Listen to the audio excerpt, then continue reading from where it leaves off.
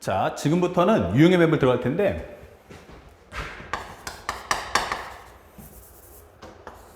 유형의 맵. 이 정규분포 문제 풀 때는 첫 번째 뭘 확인하냐면, 표준 정규 분포. 표준 정규 분포 표 또는 값이 존재합니까? 라고 물어봐요. 그러니까 요게 가장 중요하죠. 만약에 표준 정규 분포 표나 값이 있습니까? yes. 아, 그러면 이렇게 되는 거죠.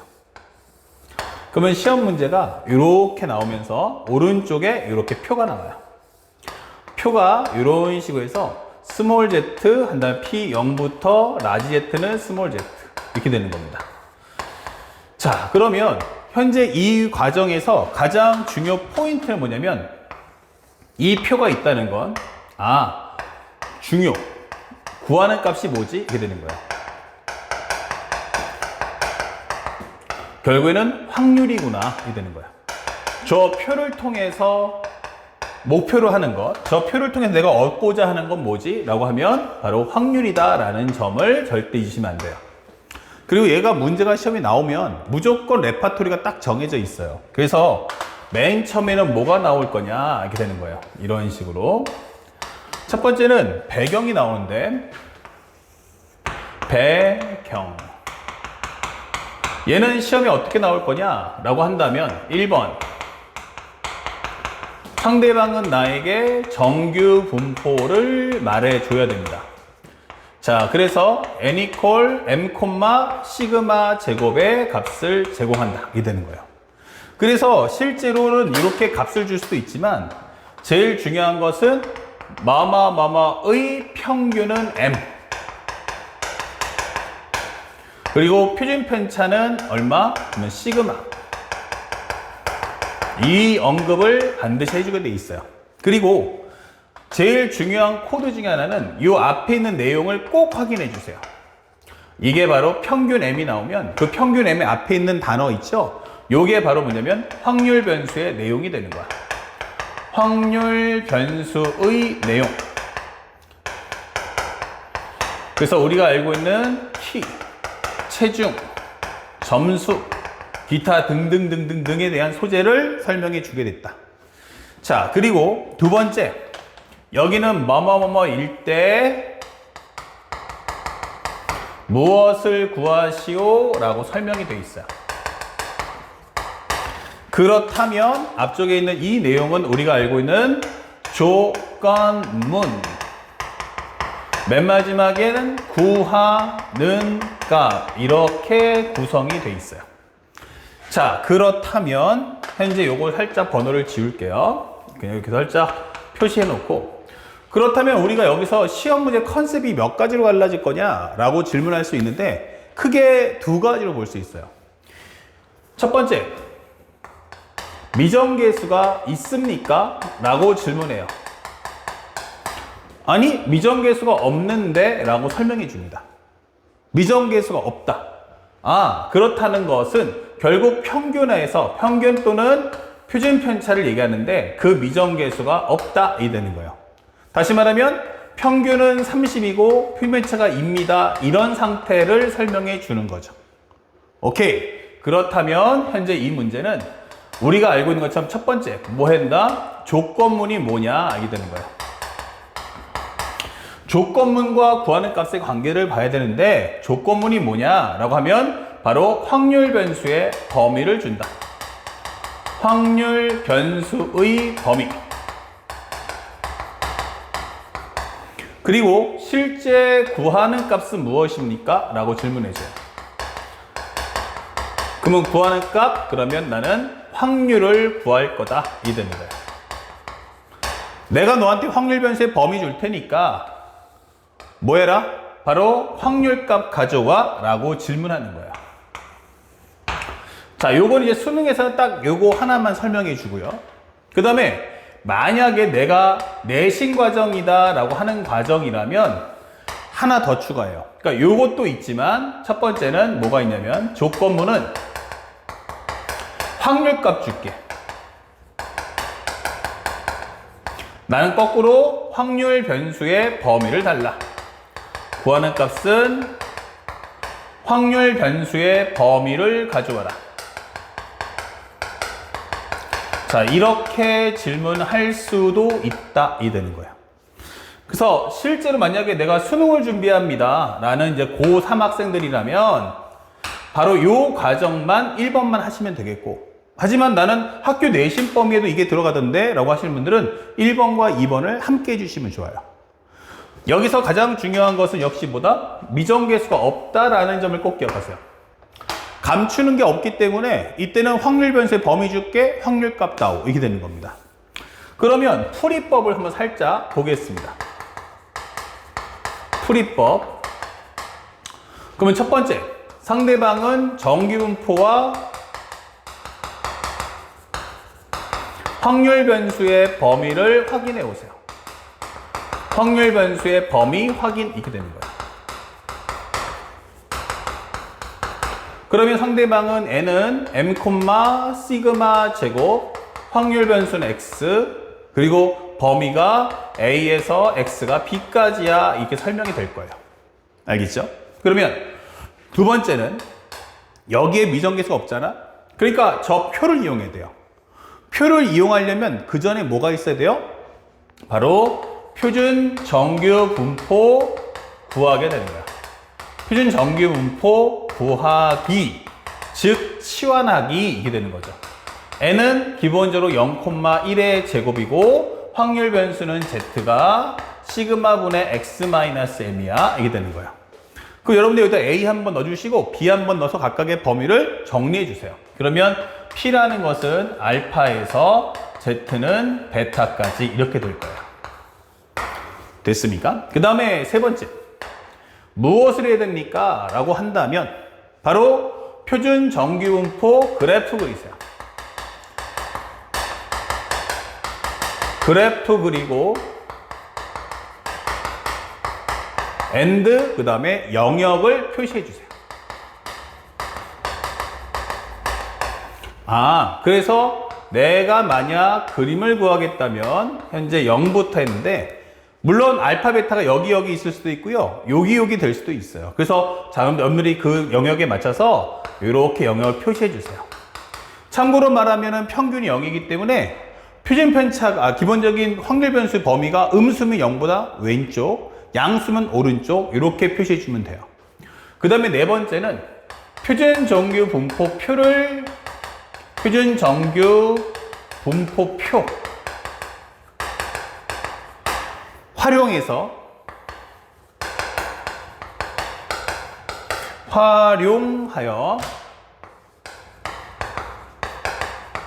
확률값 구하기. 자, 이렇게 정리를 해주시면 되는 거예요. 자, 처음으로 이제 나는 정규분포를 공부한다라는 학생들이 있을 수 있어서 선생님이 맨 처음에 이렇게 첫 번째 매핑을 구성해 봤어요. 알겠습니까? 현재 이 과정은 표준 정규분포표가 있을 때의 경우 전부가 아니고 그 중에 미정계수가 없는 버전을 먼저 설명해 드리고요. 그 다음에 문제풀이 후 바로 연결해서 기본적인 미정계수가 있었을 때의 과정이 어떻게 되는지 바로 다음 영상에서 계속해서 보여주도록 하겠습니다. 자, 문제를 한번 볼 텐데 일단 표가 보이죠? 그러면 왼쪽을 봤더니 평균이 180이래. 적어주고요. 평균은 180, 그 다음에 표준 편차가 20입니다. 설명했어요. 그러니까 이렇게 나오는 거 알겠어, 정규분포. 그런데 뭐에 관한 정규분포지? 라고 했더니 바로 무게는 이게 돼 있는 거야. 그러니까 이거는 무게에 관한 정규분포구나 라고 설명해 주시면 되겠어요. 자, 그랬는데 근데 딱 볼 때 가장 중요한 건 미정계수가 어때요? 없네 이게 되는 거야. 그 미정계수 없다면 무조건 내용은 범위값 주고 확률값 구해라 밖에 없어요. 그래서 한 개의 무게가 기본적으로 190g 이상이고 210g 이하일 확률을 오른쪽 표를 통해서 구해봐라 이게 되는 거죠. 자, 그렇다면 190보다는 같거나 크고 210보다는 같거나 작을 확률을 구해주세요 이게 되는 거야. 그렇다면 지금 설명했던 대로 순서대로 바꿔주면 2번 표준 정규분포로 바꿔야 이 표를 쓸 수 있다. 그러면 0,1의 제곱 z는 20분의 x-180 적어주시고요. 그 다음에 현재 요 범위값도 맞춰서 똑같이 써주세요. 그러면 210 넣으시면 30. 그러면 20분의 30이면 2분의 3이니까 1.5다 설명할 수 있겠고. 그 다음에 19 넣어줘. 기본적으로 여기는 190이었죠? 살짝 이렇게 190을 적어줄게요. 그럼 190을 넣어주는 순간 10.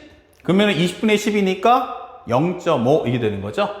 자, 이렇게 되는 겁니다. 그렇다면 현재 나는 이것을 가지고 이렇게 그림을 그렸어요. 0이고요. 0.5는 오른쪽이니까 0.5. 그 다음에 1.5도 오른쪽에 놔야겠죠. 요 확률 값을 구해달라는 거예요. 그래서 그림 그리는 건 꼭 필요합니다. 그러면 나는 0부터 1.5까지 한 후 0부터 0.5까지 빼면 되겠죠. 그래서 1.5일 때 값이 얼마인가 했더니 바로 0.4332가 나왔고 0.5일 때 값은 0.1915가 나온다. 이렇게 정리해 주시면 돼요. 그러면 2에서 5 빼면 7. 그 다음에 기본적으로 2에서 1 빼면 1. 그 다음에 여기는 43에서 19를 빼기 때문에 아마 0.2, 그 다음에 417이 나오겠죠? 예, 그 정답은 5번. 이렇게 문제를 푸시면 되는 겁니다. 그래서 이 풀이 과정을 정확하게 인식하시고 문제를 풀어주시면 좋겠어요. 자, 그렇다면 이제 이렇게 됩니다. 살짝 지우고 이제 두 번째, 요거는 이거 워낙 쉽잖아 라고 하는 버전이라면 두 번째, 만약 미정계수가 있다면 이게 설명해 주는 거예요. 미정계수가 있으면 어떡하겠습니까? 라고 하는 거예요. 그러면 여기서는 누구 얘기하는 거야? 그러면 M, O와 시그마 중에서 미정계수가 존재한다면 이게 되는 겁니다. 그러면 시험 문제 컨셉은 두 개로 갈라져요. 첫 번째,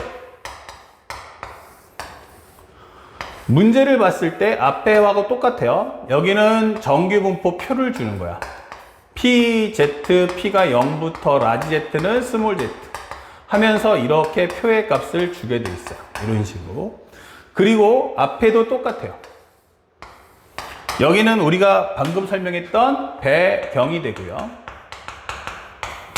그 다음에 뭐뭐뭐뭐뭐뭐뭐일 때 무엇을 구하시오 이게 되는 겁니다. 자, 그렇다면 여기서 미정계수가 확인됐습니까? 예스. 그랬을 때 목표가 뭐야? 라고 보는 거예요. 목표가 뭐지? 그러니까 구하는 값이 뭐지? 라고 하는 거죠. 이거 바로 미정계수야 이게 되는 거야. 바로 M, O와 시그마가 되는 거죠. 자, 이렇게 출제된다면 이게 되는 거예요. 그래서 맨 마지막 여러분들이 뭘 확인하냐면 바로 이 부분을 좀 봐줘요 이 뜻인 거예요. 이 부분을 좀 확인해 주세요. 그랬더니 만약에 거기서 구하는 값이 평균 또는 필변차, 즉 미정계수를 가져오세요 라고 설명이 되어 있다면 아하, 앞쪽에 있는 이 조건문은 뭐가 올 건지 알겠다 이게 되는 거예요. 조건문이 무엇입니까? 그러면 1번,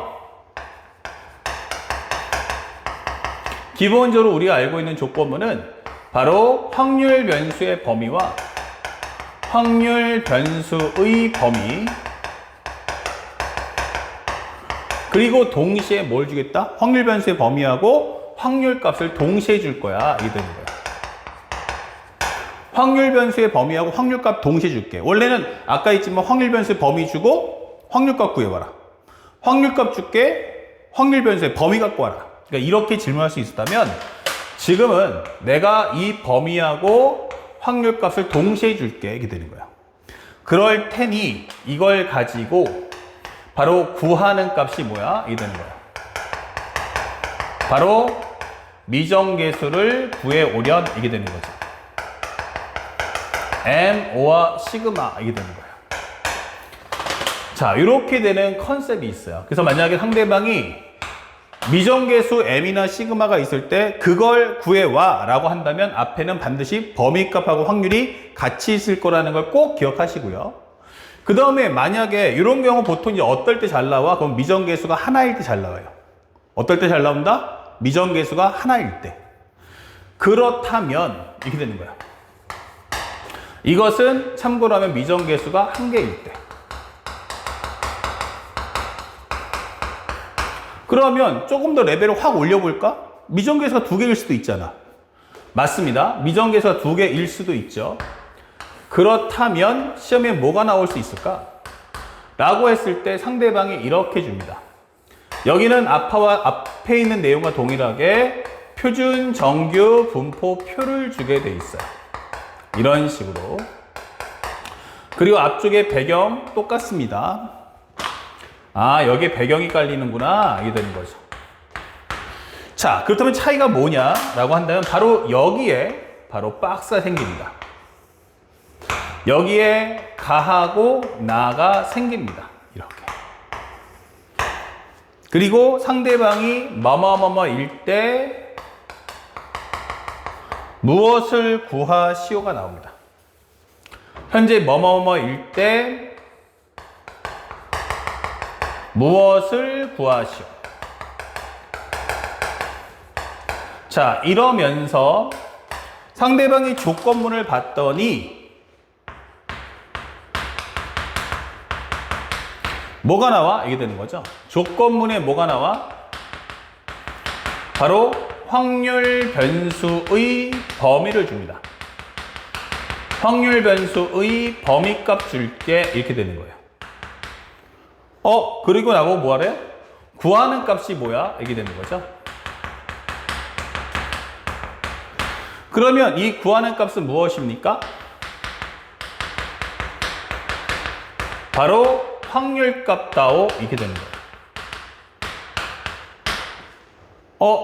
그러면 예, 맞습니다. 이거는 구하는 값이 바로 뭐냐면 확률인 거예요.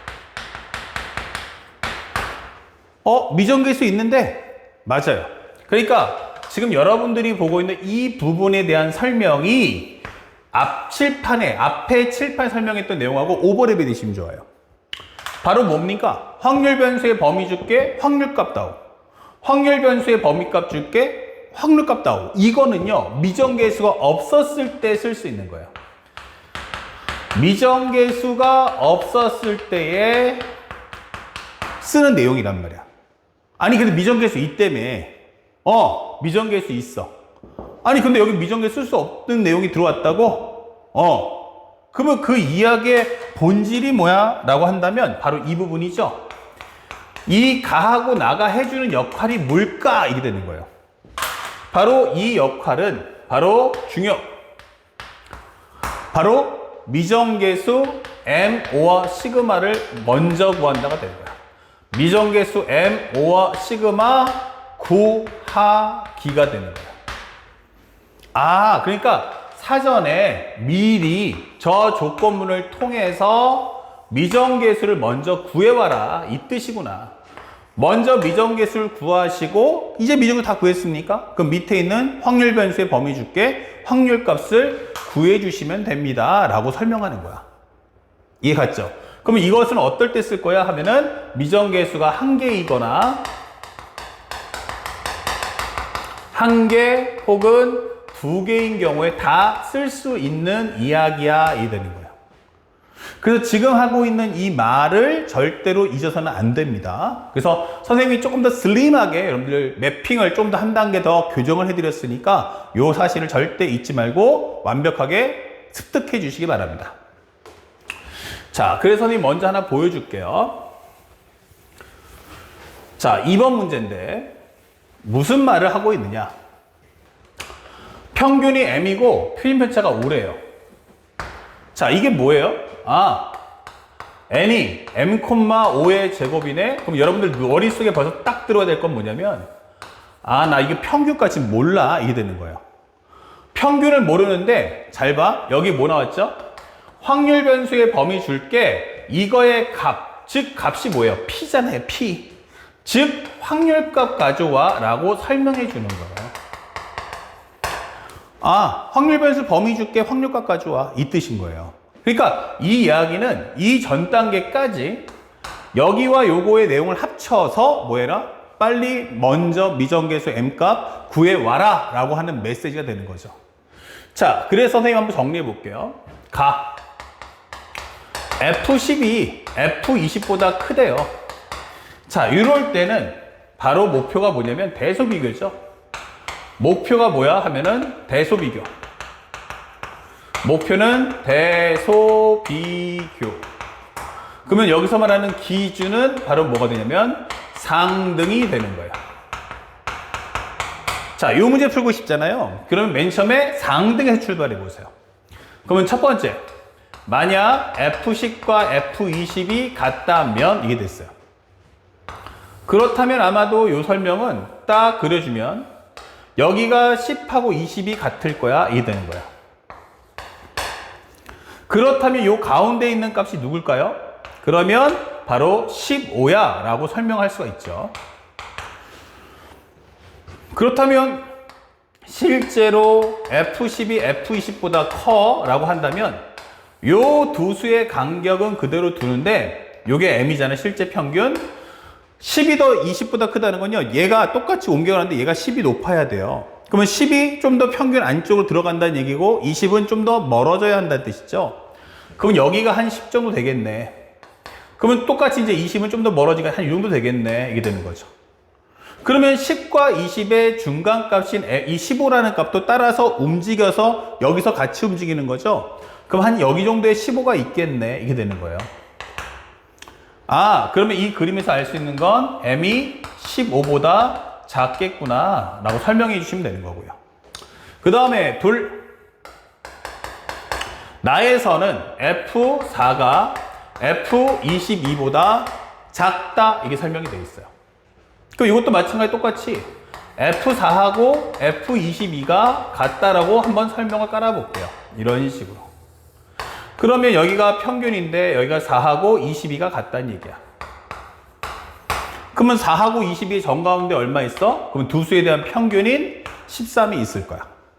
그런데 문제에서 주는 것은 F4가 F22보다 작아 이렇게 된다는 건 결국 이 설명도 따라가 보면 요번엔 22가 좀 더 안쪽 4는 바깥쪽으로 밀려간다는 얘기예요. 그럼 여기가 한 22쯤 그럼 여기 한 4쯤 이렇게 된다는 얘기죠.